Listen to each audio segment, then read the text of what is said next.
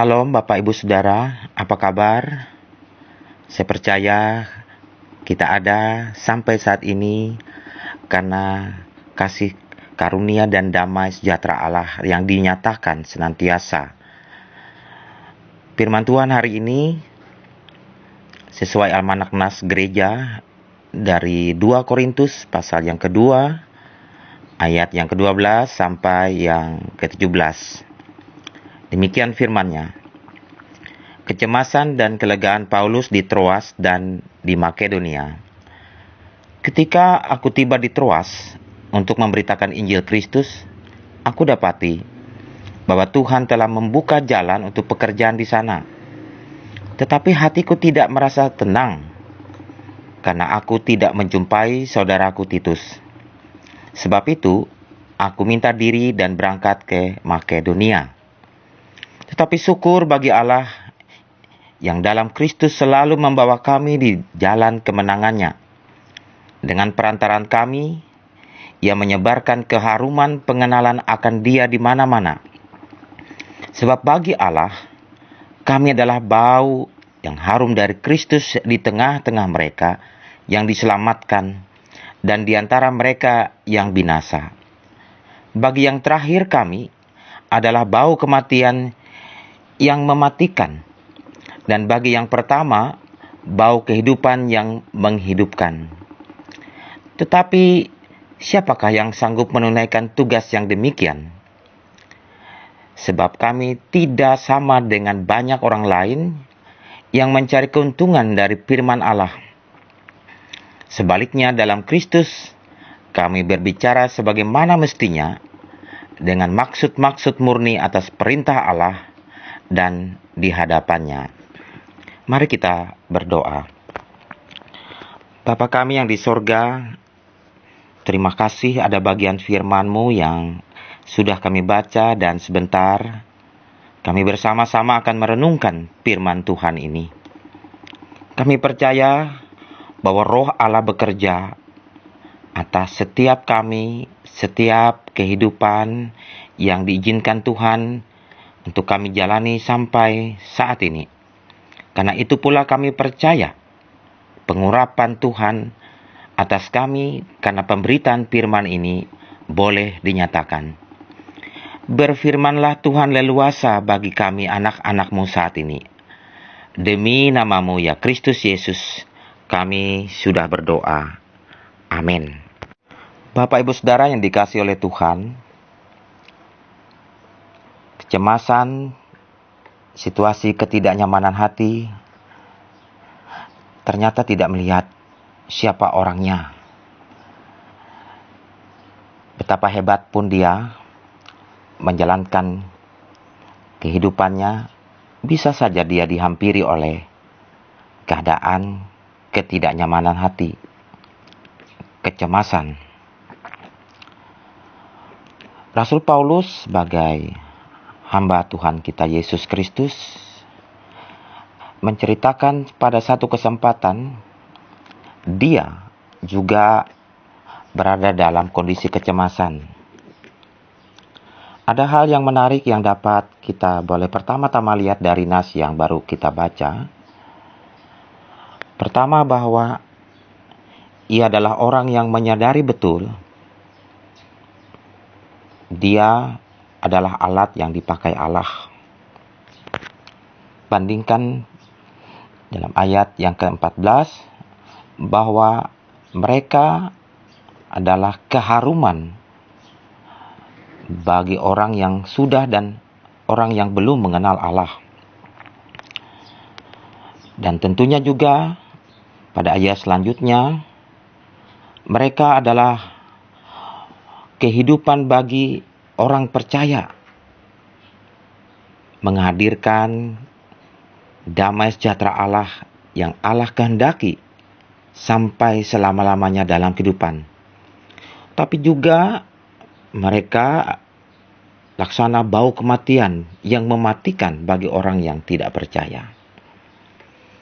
Di sana suasana hati Paulus secara tersirat tergambarkan bahwa ia terperangkap pada keadaan kecemasan.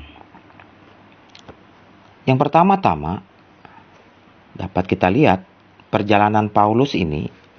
Ia tiba di satu tempat yang bernama Troas, namun ia belum mendengar kabar dari teman sekerjanya Titus.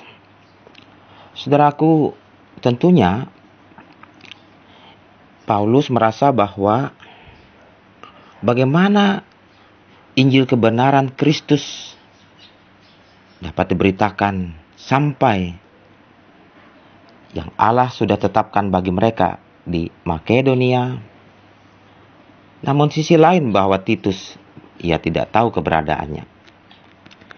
Saudara, rasa kepemilikan terhadap pelayanan, rasa kepemilikan terhadap pekerjaan, rasa kepemilikan terhadap kehidupan bisa membangun rasa tanggung jawab. Di balik tanggung jawab yang besar yang dijalankan, pasti juga tumbuh bersama dengan itu adalah kecemasan. Kita cemas, kita merasa ada sesuatu yang kurang, seperti Paulus diperhadapkan bisa dalam hari-hari. Tapi yang pasti bahwa kecemasan seperti yang dihadapi oleh Rasul Paulus tidaklah membuat dia justru kehilangan daripada akal sehatnya. Sebab ada banyak orang, saudara-saudara, tidak bisa mengelola rasa cemas. Ada banyak orang yang justru terperangkap dan kemudian dia kehilangan pengharapannya karena kecemasan. Seakan-akan karena kecemasan itu tidak ada jalan keluar sama sekali. Memang betul, saudara-saudara, banyak ajaran di luar gereja atau di luar daripada Alkitab mengajarkan bagaimana cara mengatasi kecemasan. Misalnya, katanya begini, kalau Anda cemas, kenali dulu apa yang dicemaskan. Kemudian pikirlah secara positif. Ayo, percaya dirilah. Tapi Rasul Paulus justru melihat dan mengajak kita semua. Paulus mengakui bahwa ia alat Tuhan. Kecemasan seorang Rasul Paulus yang alamiah itu justru memberikan kepada kita cara baru untuk mengelola rasa kecemasan. Ada kelegaan di dalam kecemasan. Artinya bahwa ia merasa bersyukur karena ia tahu bahwa Tuhan yang memakainya dan alatnya. Karena itu ia sadar kecemasan tidak dapat membunuh keyakinan pertolongan Tuhan. Kecemasan tidak dapat membuatnya kehilangan kesetiaan menjalankan peran dan tanggung jawabnya. Sebab bisa saja contoh-contoh yang ia lihat dalam kehidupannya, karena kecemasan orang lalu meninggalkan Tuhan. Karena kecemasan orang lalu menghalalkan segala macam cara yang menurut dia benar. Tapi tidak, saudara. Rasul Paulus justru mengatakan, syukur kepada Allah dalam Kristus yang selalu membawa kami dalam jalan kemenangan Tuhan. Bapak, Ibu, Saudaraku yang dikasih, dimanapun kita akan terus menjalani hari hidup. Keadaan-keadaan di depan tidak kita ketahui pasti apa yang akan terjadi. Namun, biarlah pengakuan iman seorang Petrus yang kita baca hari ini menguatkan kita. Sehingga kita percaya bahwa di balik kecemasan yang bisa menghantui kita, kita punya Allah yang ada bersama dengan kehidupan kita. Tuhan memberkati firman-Nya. Amin. Mari kita bersatu dalam doa. Bapa kami yang di sorga, merawat kehidupan adalah kehendak Tuhan. Tetapi kami pasti berhadapan dengan situasi yang tidak seberuntung orang lain. Bisa saja kami dihampiri oleh kecemasan.